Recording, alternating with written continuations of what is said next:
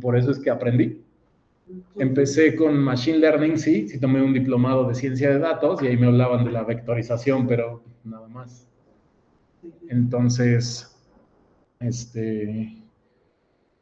a sus compañeros, aquí está César, me preguntaba por libros de NLP.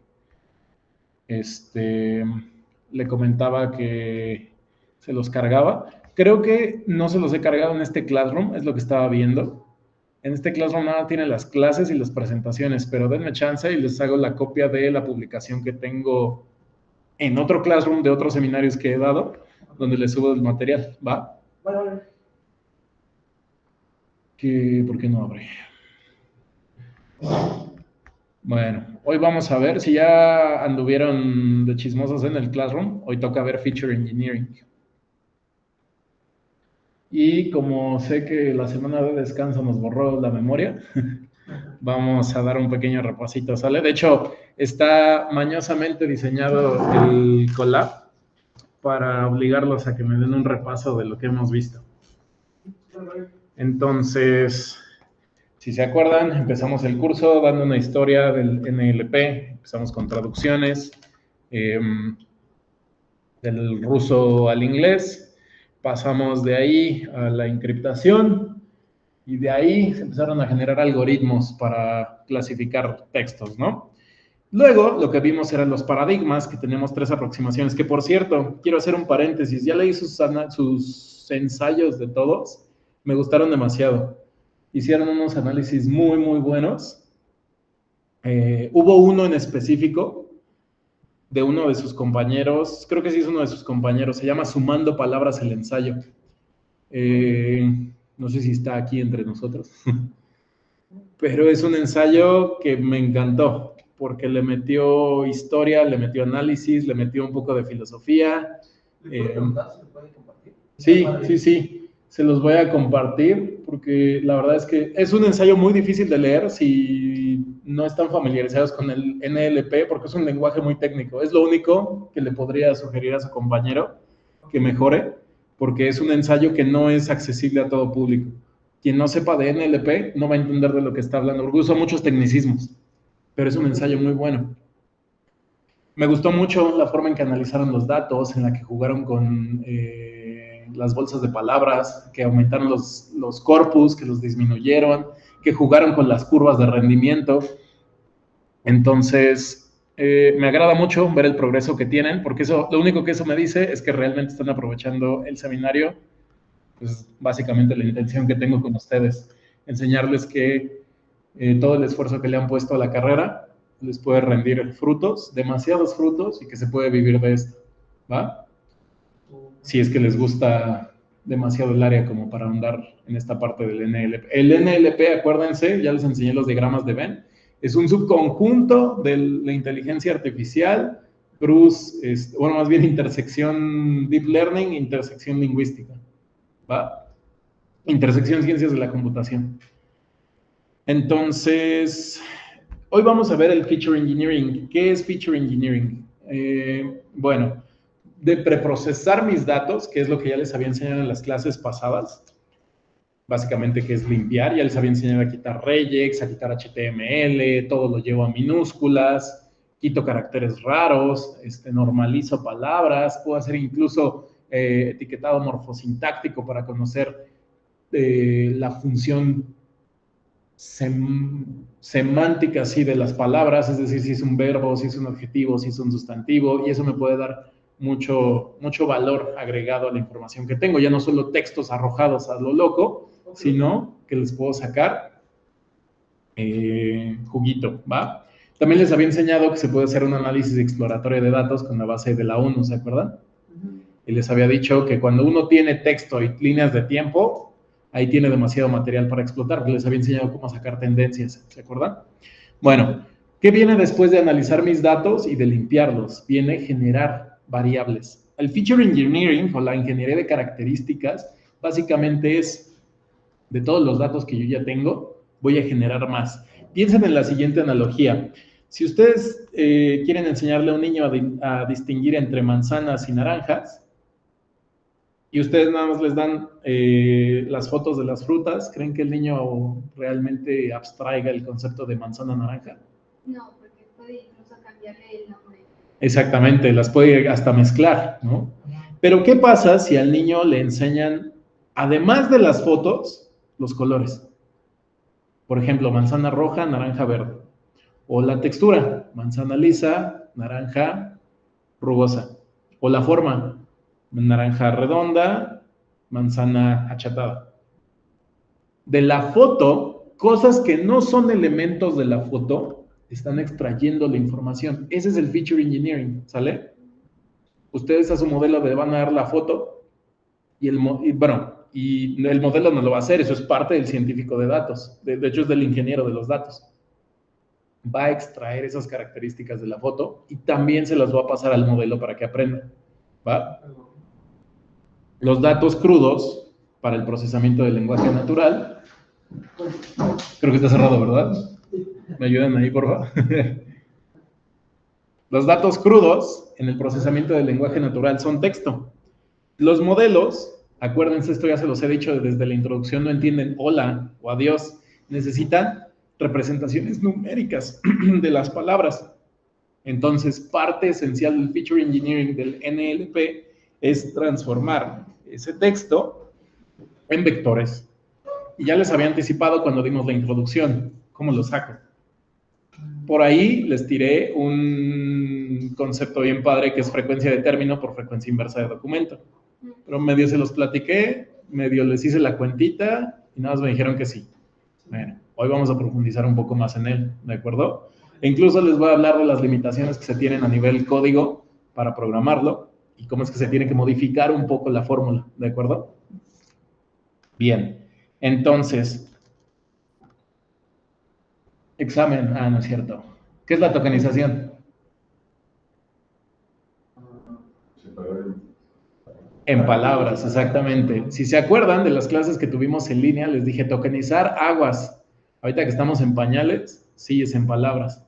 Pero les enseñé un tokenizador de GPT-3 y de GPT-4 mini, ¿se acuerdan? Y realmente las tokenizaciones ya no eran palabras, eran partes de palabras, ¿se acuerdan? Que dijimos que esas eran las sutilezas de los modelos grandes de lenguaje, que sus tokenizadores ya no eran tan básicos. Se metían un poco más al trasfondo de las cosas, ¿va? Entonces, parte del preprocesado, ya sabemos, es tokenizar. Porque lo que tengo en mi texto no se le puede ingestar directo a un modelo, el que sea.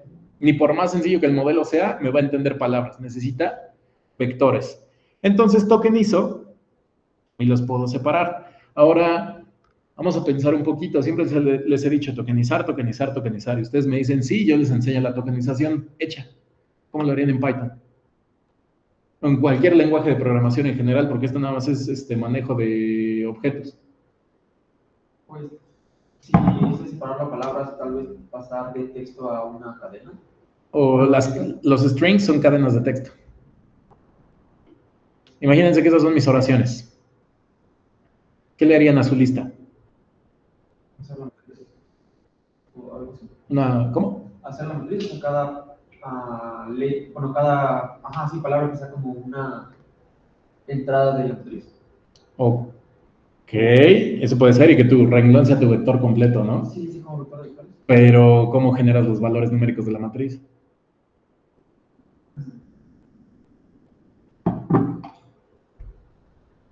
Porque acuérdense, aquí lo único que quiero es tokenizar, todavía ni siquiera que los vectoricen. El objetivo es tokenizar.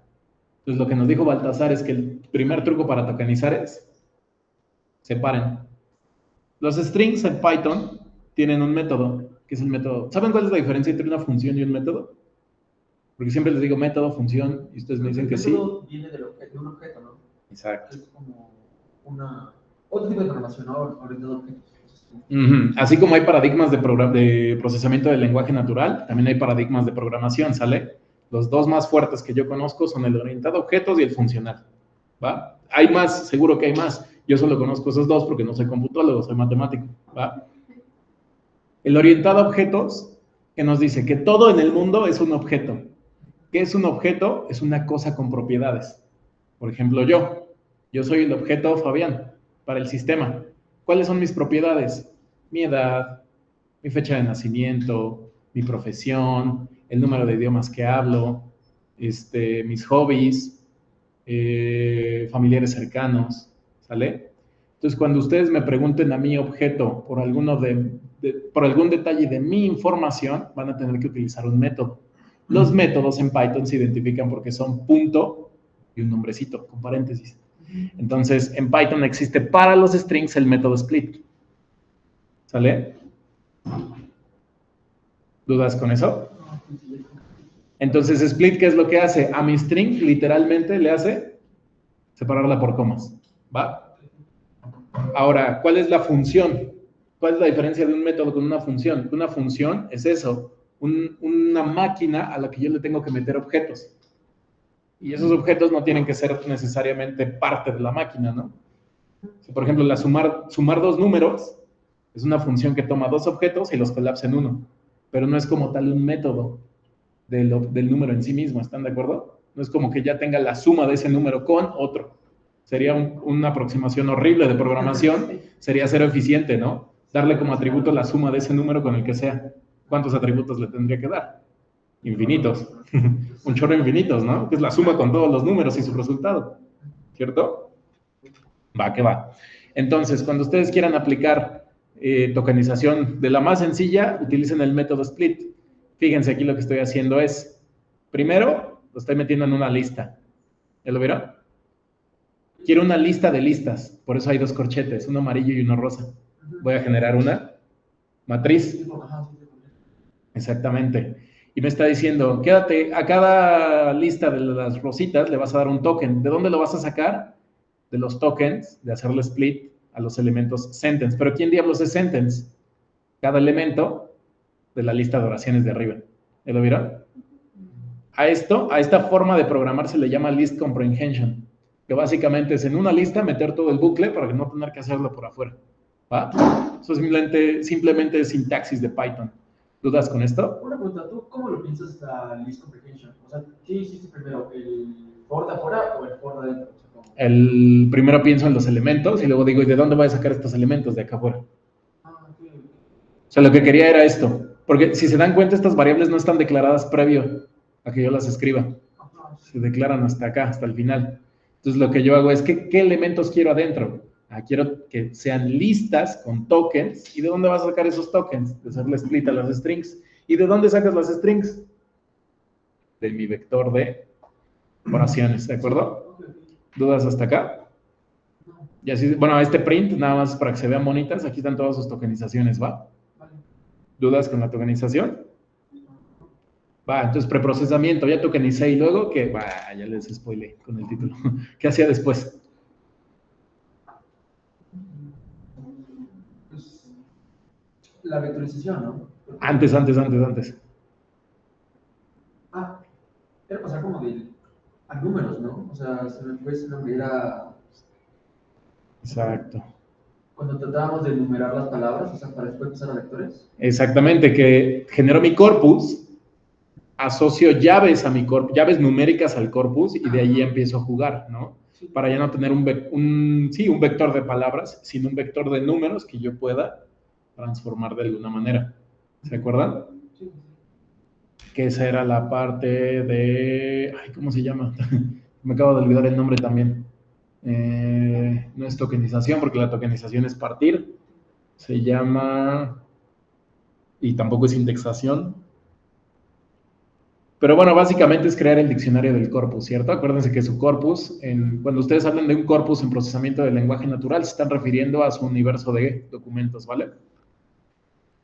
Entonces, lo que tengo que hacer es, básicamente, si yo ya tengo todos estos elementos de aquí, pues no me gustaría unirlos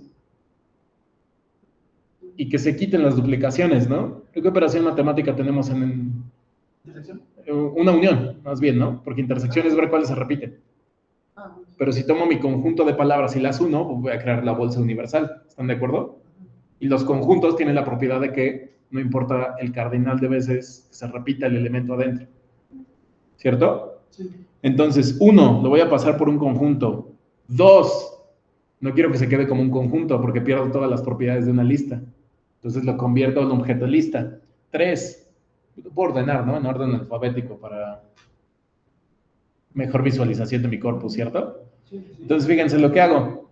Acomodo mi lista que convierta el conjunto de todos los tokens de las oraciones.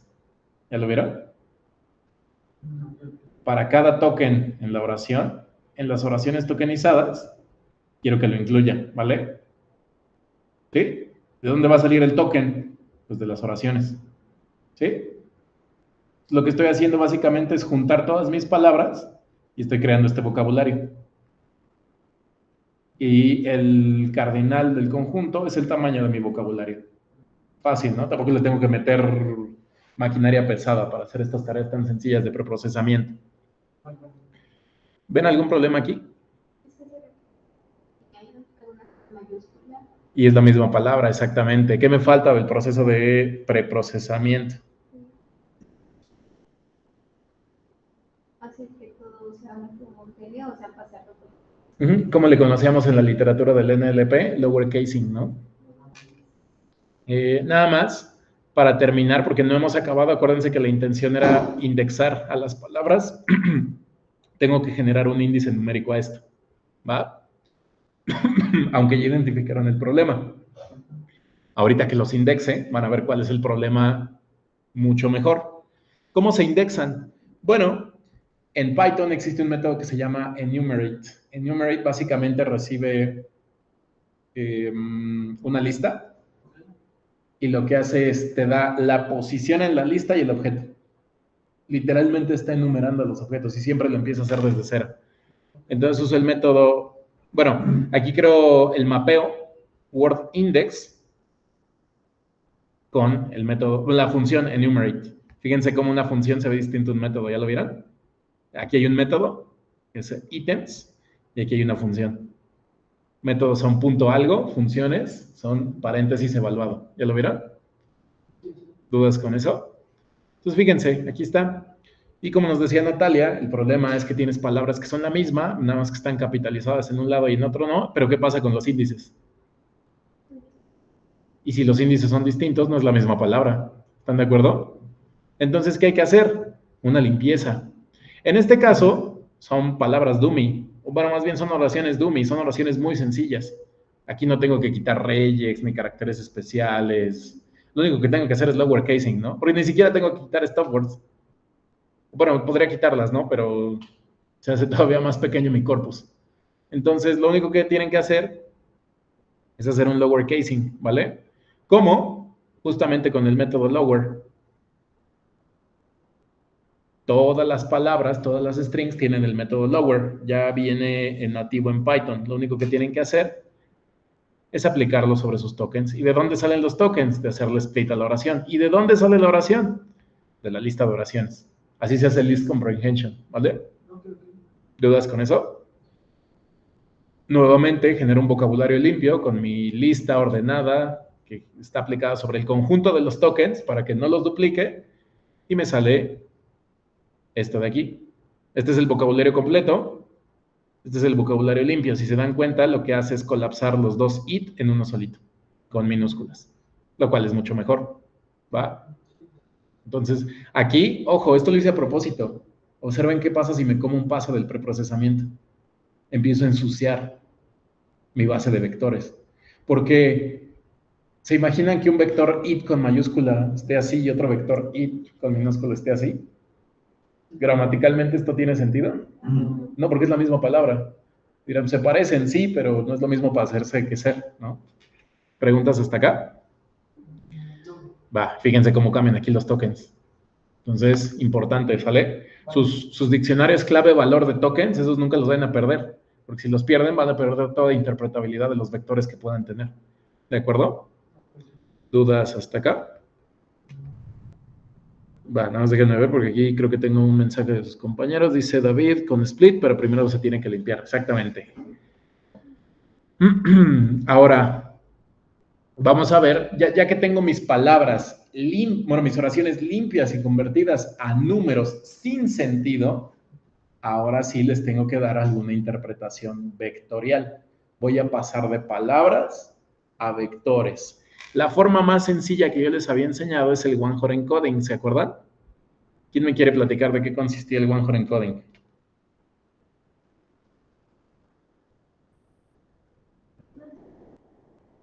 Por ejemplo, si les digo el gato se sentó en la alfombra, mi tokenización es el gato se sentó en la alfombra. Creo mi corpus, bueno, creo que mi diccionario de vocabulario.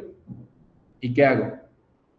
La forma más absurda de convertir una oración en un vector simplemente es dime si está o no está la palabra. ¿Cierto? Entonces, en inglés, la oración el gato se sentó en la alfombra es the cat sat on mat. ¿Va? ¿Cómo se convierte la palabra de a vector? Pues, ¿cuántas palabras tengo? El tamaño de mi diccionario. ¿Sale? Entonces, la dimensión de mi vector va a ser el número de palabras que tengo. ¿Eso es óptimo? Evidentemente no, porque si tengo un vocabulario muy abundante, como por ejemplo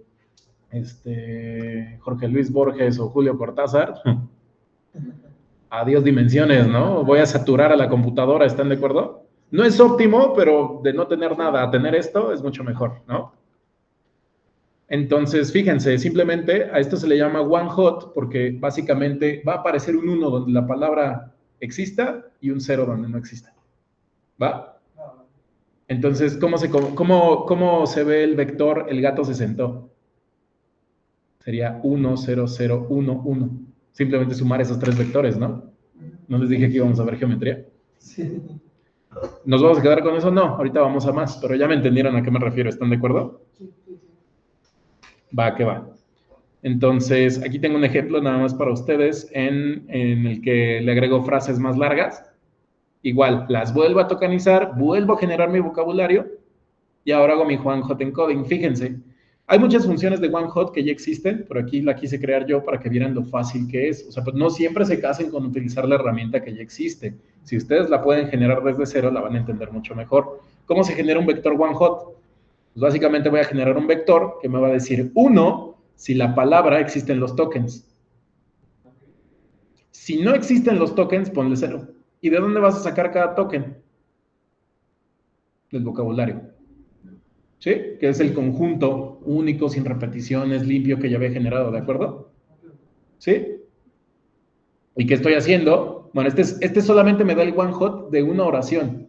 No quiero una, quiero el de todas, quiero la matriz.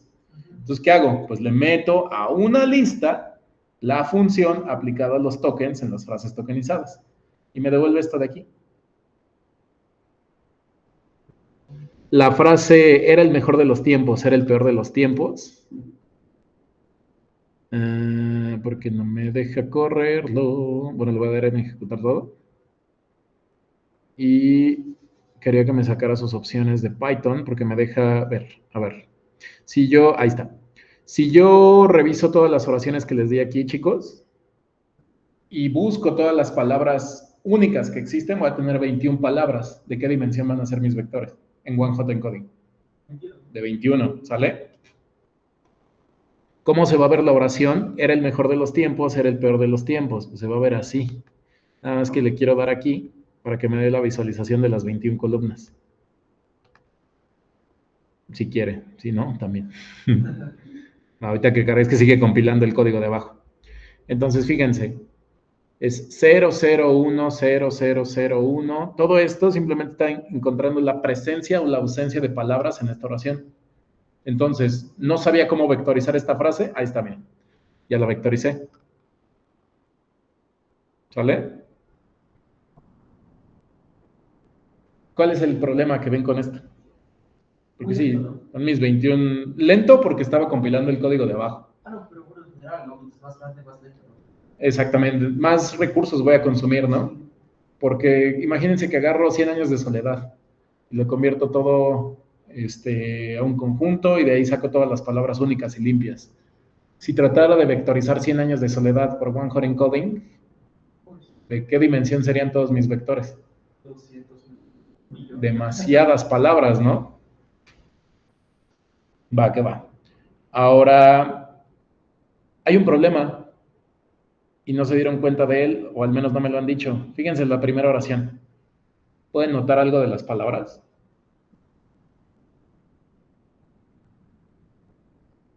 Dice, it was the best of times. It was the worst of times. ¿Cuántas veces aparece la palabra it? Esa información se recopila en el One Hot. Le da igual porque nada más te dice aparece o no aparece. ¿Están de acuerdo? Y lo mejor de todo, ni siquiera recupera el orden. Eso tampoco me lo dijeron.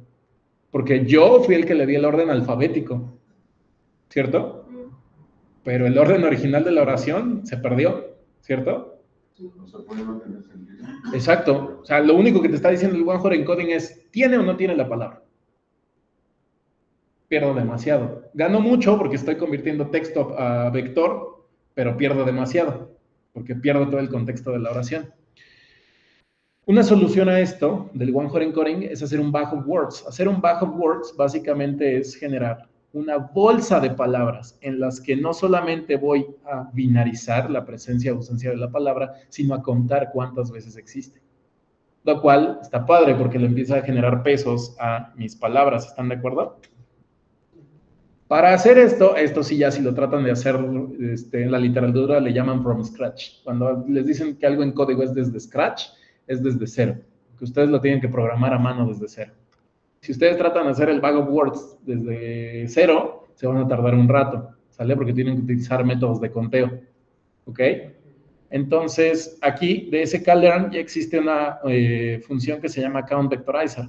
Sobre todo, está padre porque te permite remover las stop words en inglés. Si no, me tendría que aventar todavía el proceso de preprocesado. ¿Están de acuerdo? Entonces, de Bow Matrix básicamente es la matriz de la bolsa de palabras. Se llama Bow por Bag of Words. ¿De acuerdo? ¿Dudas con eso? Y aquí simplemente la matriz la estoy convirtiendo en data frame para que lo puedan ver más bonito. Entonces, fíjense. Ya no son vectores binarios de 0, 1. Ahora ya tienen pesos. ¿Ya lo vieron? Problema, que sigue sin tener un orden. En algunas entradas está aplicando una transformación, ¿no? Lo está estirando, ¿cierto? Pero, repito, o sea, pierdo todo el contexto. ¿Por qué? Pues porque pierdo el orden, ¿verdad? Sí. Y si se acuerdan, en el preprocesamiento, bueno, más bien en el análisis estadístico, les enseñé a hacer enegramas, ¿se acuerdan? No, qué bueno que traigo una imagen. Las semanas de descanso me gustan, pero se nos olvidan. Así que por eso esto está hecho a propósito para que repasemos, ¿sale? Para que el gran final sea una vectorización. ¿Sí se alcanza a ver? No va. A ver. Insertar. No. Herramientas. Paleta de color. No. Configuración. Tema. Light. Bueno, disculparán ustedes porque si son atentos a los detalles, verán que el notebook se lo subí a las 2 de la mañana. No iba a hacer esto en fondo blanco a las 2 de la mañana. Estos son los enegramas, ¿vale? Unigrama es la tokenización palabra por palabra, ¿sale? Bigrama son los de en medio. En vez de que agarres palabras solitas, te agarras tuplas, ¿sale? Te agarras parejitas. Ahora tu token ya no va a ser this, token va a ser this is. Is a sentence. Tengo que recorrer la ventana sobre van a pensar a la frase como una línea de tiempo y la van a recorrer. ¿Sale? Como si fuera una serie de tiempo. Trigramas, en vez de agarrarse 2 palabras, agarran 3. ¿Cuál es la ventaja de esto? Porque recupera de algún modo el orden de las palabras, ¿verdad? Porque el token this is a ya no es lo mismo is this a. Allí es diferente, ya se entiende que uno es pregunta y el otro es afirmación. Pero ¿cuál es el problema? Como las combinaciones, ¿no? Que se pueden hacer. ¿Cuántas combinaciones hay? Pues ahí... Las combinaciones de todo lo que pueda en subgrupos de el tamaño del enegrama, ¿no? Entonces eso va a explotar. Si de por sí ya había explotado el tamaño de mis vectores, ahora con bigramas o con trigramas, eso va a explotar todavía más. Fíjense, del bag of words tenía 13 dimensiones, ¿no? Con bigramas aumenta 25. Y aquí está cómo se ven sus bigramas. ¿Ya lo vieron? Son demasiados. Y son 4 oraciones. De 11 o 12 palabras, ¿no? De 13, ahí dice. No es una buena idea. Recupera contexto, más o menos, pero no es una buena idea. ¿Están de acuerdo? Ahora, un método que ya les había enseñado yo era la frecuencia de término por la frecuencia inversa de documento. ¿Se acuerdan qué es esto?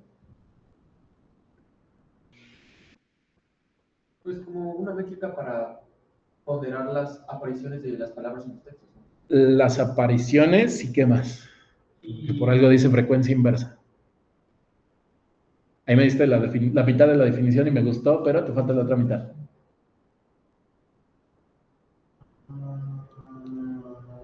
No recuerdo la interpretación, si era para ver las palabras que casi no aparecen. Exacto. Sí, ¿no? La rareza de las Sí, la palabras. rareza de las palabras. Ajá, sí, sí, sí. Vamos a detallar, ¿sale? TF es frecuencia de término, ¿sale? Term frequency. Y depende de un término y de un documento. La frecuencia de término se define como el número de veces que el término aparece en un documento. Cuando yo digo documento, me refiero a oración. ¿Cuántas veces aparece la palabra it en la oración? 2. ¿Cuántas palabras? Lo tienen que dividir entre el número total de términos en el documento, que sí es cuántas palabras tiene esa oración. ¿Vale? Por ejemplo, Pepe tira la pelota, tiene 4, ¿no? ¿Cuál es la frecuencia de término de Pepe? 1/4. ¿Sí? Fácil, ¿no? Ese nada más me dice cuántas veces se repite la palabra por oración. Ojo, por oración. Y ahorita van a ver por qué, porque les voy a enseñar un mapa de calor en donde van a decir, oye, pero esa tiene una repetición y esta también, ¿por qué no tienen valores iguales? Porque es por oración, ¿sale? Frecuencia inversa de documento, sí pónganle atención, es el logaritmo del número total de documentos entre el número de documentos que contienen al término. Es decir, ¿cuántas oraciones tengo en total entre cuántas oraciones tienen a la palabra? ¿Vale? Mide qué tan rara o qué tan común es una palabra en todo el corpus, ¿vale? Las palabras raras tienen una frecuencia de término alta, ¿por qué? Porque si son palabras raras, el número de documentos que contienen al documento es chiquito, pero el número de documentos es grandote. Grandote entre chiquito se hace todavía más grandote. Y en un logaritmo, bueno, eso lo aplasta mucho, ¿no? Pero sigue siendo un valor grande. Entonces, palabras muy raras tienen valores IDF muy grandes. ¿Están de acuerdo? Nada más para como suavizar, ¿no? Lo que pasa es que quieres hacer una mezcla justamente entre lo común y lo raro. Si es muy común y poco raro, ¿es una palabra de interés? No. El artículo el es muy común y es poco raro. ¿Es importante? No, por nada. Va a tener una frecuencia de término por documento inverso muy baja. Pero si es muy rara y es poco común, es una palabra que tiene juguito, ¿no? Sí. Es muy importante y el TF-IDF se eleva. ¿Sí? ¿Dudas con eso? Sí, el logaritmo lo comprime.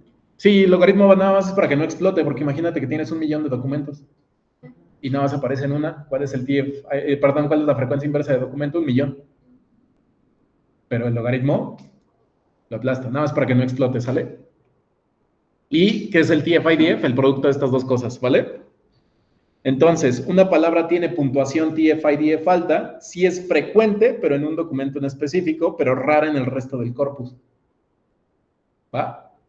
Repito, TF-IDF alto si es frecuente en un documento en específico, pero rara en el resto del corpus. Es una palabra frecuente en una oración, pero muy rara en todas las demás. ¿De acuerdo? ¿Preguntas? Entonces es una característica muy distintiva de las palabras que ya no nada más es binarizar si existe o no existe o contar cuántas veces, sino ahora juego con la frecuencia de esta palabra, no solamente en la oración, sino en todo el corpus, ¿de acuerdo? Aquí les traigo, este es un ejemplito que les puse, por si quieren ver el conteo mano a mano, pero aquí es el detalle que les quería contar del TF-IDF.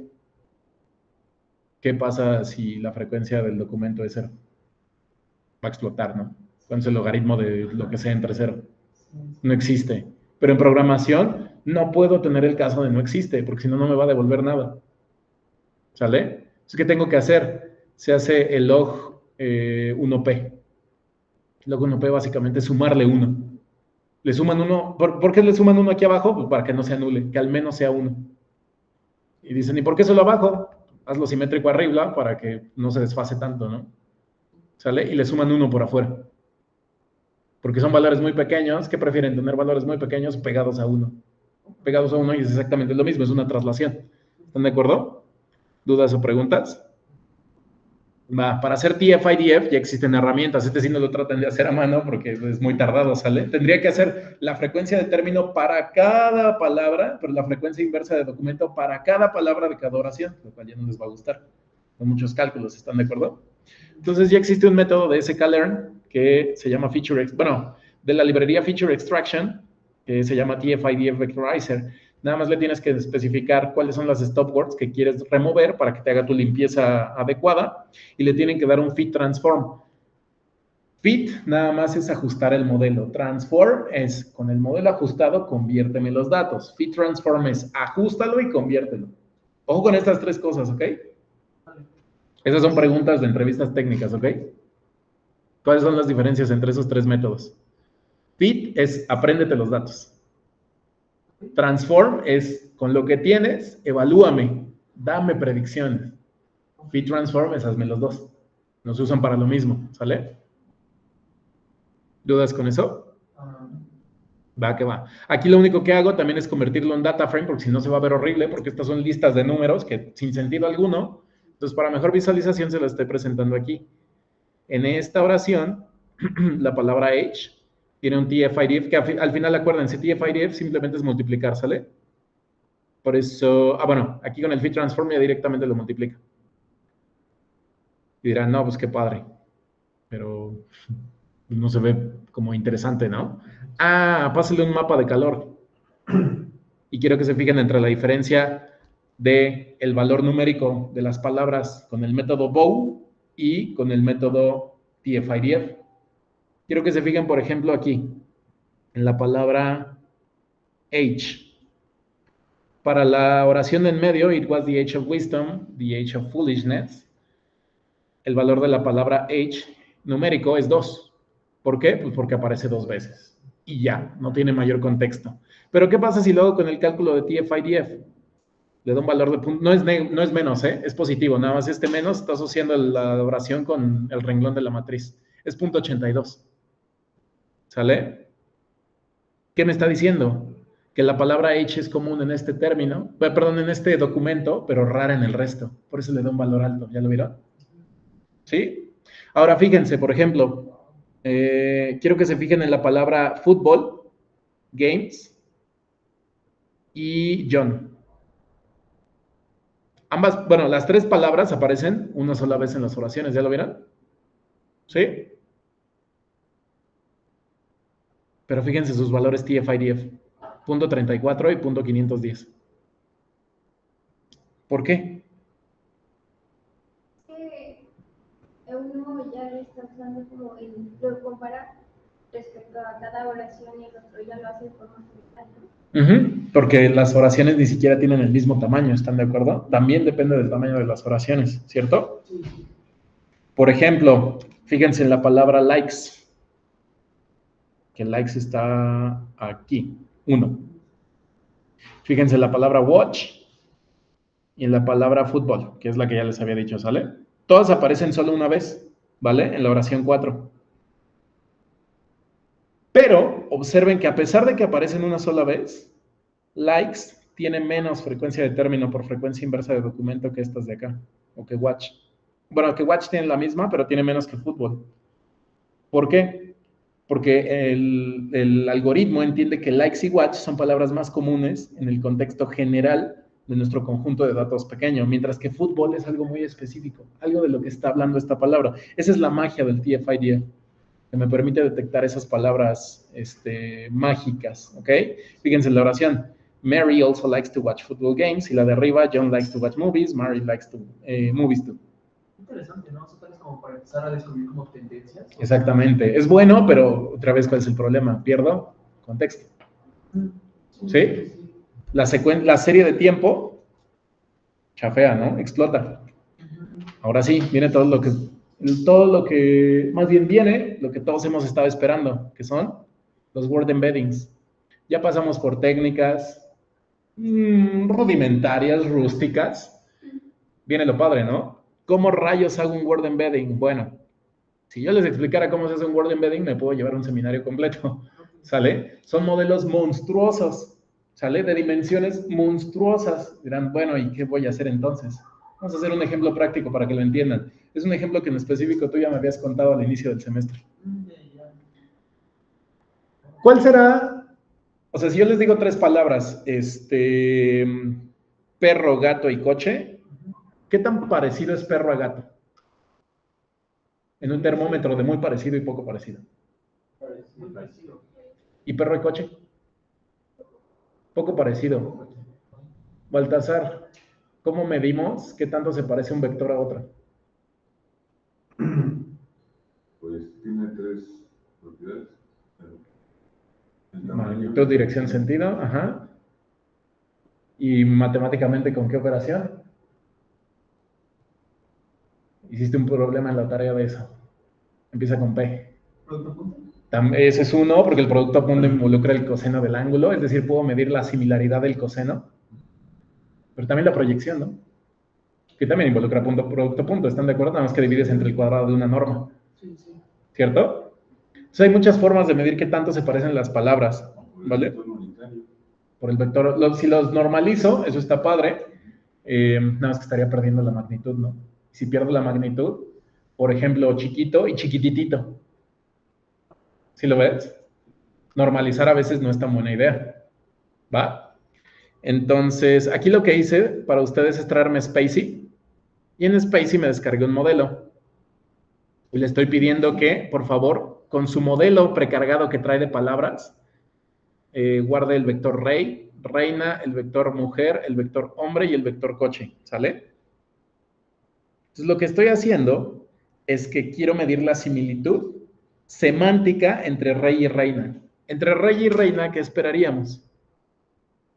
Pues que, por cierto, esta es la similaridad del coseno, es decir, qué tan pegados en términos de su ángulo están.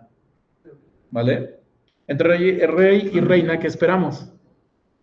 Pues una similaridad alta, ¿están de acuerdo? Fíjense, la similitud entre rey y reina es de 0.38. Y la similitud entre rey y coche, de 0.14. Aquí sí estoy trabajando con los vectores que trae precargados Spacy y los estoy midiendo, ¿sale? O sea, mientras más baja similaridad, más parecidos. No, entre más baja la similaridad, más distintas son las palabras. Entre más alta, el coseno va de 0 a 1, de menos 1 a 1, ¿no? Entonces 1 sería que la palabra es la misma. ¿Cierto? Sí. Oigan, pero, y aparte, fíjense, el modelo que trae Spacy tiene 300 entradas de dimensión. O sea, cada palabra tiene 300 entradas. Entonces, medir la similaridad del coseno tampoco estaría fácil, ¿no? Porque hay que hacer un montón de cuentas, ¿están de acuerdo? Sí. Son vectores, no los puedo sumar y restar. ¿Qué pasa si hago la operación rey menos hombre y le sumo mujer? A ver qué palabra nos da, ¿no? ¿Qué palabra nos daría? ¿A qué palabra creen que se parezca la operación rey menos hombre más mujer? A reina. Vamos a medir la similaridad de esta operación con reina. 0.73. ¿Qué similaridad tiene rey menos hombre más mujer con rey? 0.50. ¿Qué similaridad tiene rey menos hombre más mujer con reina? 0.48. ¿Sale? Perdón, con mujer tiene la similaridad 0.73, con reina tiene la similaridad 0.48. Está padre porque vectorizar me permite traer entonces todas las operaciones que conozco de vectores. Tengo una tarea que les voy a dejar, ¿sale? Porque esto estuvo bien chafa, ¿no? Les enseñé los vectores y ya. Ustedes lo que quieren ver es una representación visual de palabras en un espacio. Obstáculo. Eso lo pueden ver en 3 dimensiones. ¿Cierto? ¿Y aquí cuántas dimensiones tiene? 300. ¿La van a poder ver? ¿Pero qué creen? Que hubo alguien que ya le pensó. Tenemos una herramienta que se llama Projector. Word2Vec es un modelo de Google, ¿de acuerdo? Lo que están viendo ahí es la reducción de dimensiones a través del proceso PCA, es decir, análisis de componentes principales de todas las dimensiones que esas palabras tienen a 3, porque si no, no podrían ver puntos, de las 10,000 palabras más buscadas de Google. Ese es Word2Vec. ¿Sale? Ahora, no solamente pueden utilizar una forma de aplastar la dimensión, pueden utilizar varias. Pueden agruparlas. Por ejemplo, si ustedes usan TSNE, les va a dar, les va a dar algoritmos, o más bien les va a dar clústeres mejor definidos. ¿Sale? Si ustedes usan UMAP o PCA, se van a ver así como en general, que no tienen forma alguna. Quiero que jueguen con esto, ¿sale? Quiero que jueguen con él porque la próxima clase vamos a platicar. No le vayan a mover aquí, lo único que sí les pido es que no le muevan aquí, Word2Vec. Si le ponen Word2Vec all, van a morir, ¿ok? MNIST con imágenes, tampoco lo hagan. O sea, el que me interesa es que veamos Word2Vec, ¿de acuerdo? Estas son las componentes sobre las que se proyecta PCA, ¿de acuerdo? Aquí lo puedo ver en 3 dimensiones. Si lo proyecto sobre la dimensión 1, lo aplasto a 2 dimensiones, ¿ya lo vieron? Entonces, fíjense, si yo le hago zoom y pico cualquier palabrita, me da pic. Y fíjense, aquí me da las similaridades. La distancia coseno entre palabras. Entre pic y pic. Y get, y throw, y make. ¿Ya lo vieron? Se parece mucho a verbos. Y no solamente tenemos la distancia coseno, también tenemos la distancia euclidiana. ¿Ya lo vieron? ¿Qué tan parecida o qué tan cercana es una palabra a otra? Literalmente en distancia euclidiana, ¿ya lo vieron? Ahora, este es el número de vecinos que pueden escoger. Ahí están en 100. Lo puedo subir a 200 y obviamente va a ser más permisivo o más restrictivo, ¿de acuerdo? ¿Dudas hasta acá?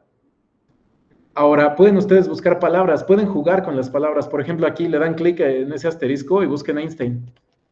Fíjense a qué se parece Einstein en términos de similaridad de coseno. A Albert, a Quantum, a Hilbert, a Planck, a Newton, a Maxwell. Claro, porque todos son, bueno, no son contemporáneos, pero son todos físicos. ¿Ya lo vieron? O sea, ya se parece mucho a esta red que utilizamos con Claudio. Exactamente. Pero aquí son vectorizaciones tal cual. Aquí no estás tú metiendo nada de semántica. Aquí simplemente es la vectorización que se usó y el entrenamiento que se usó. Entonces, ¿qué les voy a pedir, chicos? Que, ya para terminar, porque ya están esperando aquí afuera, lean por favor la actividad que está aquí hasta abajo del Colab, ¿vale? Aquí les doy instrucciones para que jueguen con ella. Por ejemplo, busquen países y fíjense qué tan cercanos están a su capital, para ver si la vectorización realmente logra rescatar la semántica y la pragmática de las palabras, ¿ok? ¿De acuerdo? De acuerdo. Tarea moral que seguramente sí se las voy a dejar formal. Hagan la actividad, ¿sale? ¿Dudas o preguntas? Muchas, pero La siguiente clase continuamos con esto, ¿de acuerdo? Les dije que hoy les iba a gustar la clase. porque la vectorización. Va que va, chicos. Esa vectorización, o sea, bueno,